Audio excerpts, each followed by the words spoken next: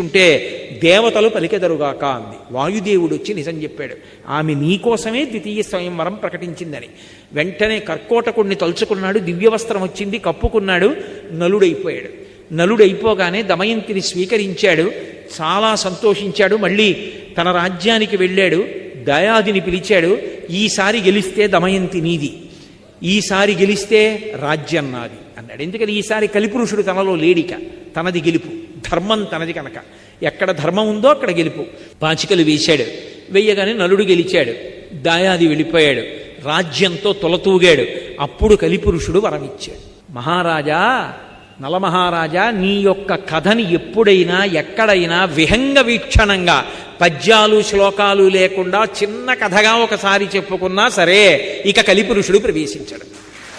అసలు ముందు ఈ సభని కాపాడాలి కదా, కలిపురుషుడు ప్రవేశించకుండా నేను అసలు ఆయన ప్రవేశించకుండా ఉంటే కదూ రేపటి సభ, ఎల్లుండి సభ.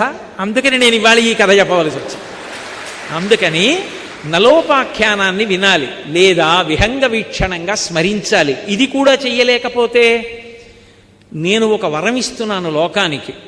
ఎప్పుడైనా సరే నలుడు, దమయంతి, కర్కోటకుడు, ఋతుపర్ణుడు, ఈ 4 పేర్లు ఒక్కసారి రోజు ఉచ్చరిస్తే పైకి కలిపురుషుడు ప్రవేశించాడు. కలిపురుషుడు ప్రవేశించకపోతే ఆలోచనలు దైవీపరంగా వెళ్ళిపోతాయి. దైవీపరంగా వెళ్ళిపోతే పాపచింతనలు ఉండవు.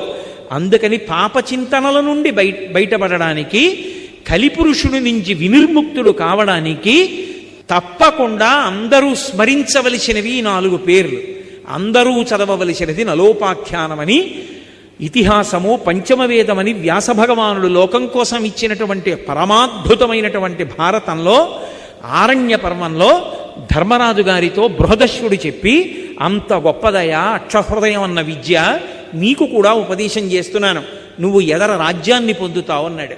కాబట్టి ఇవాళ మనందరం నలోపాఖ్యానాన్ని విహంగ వీక్షణంగా విన్నాం.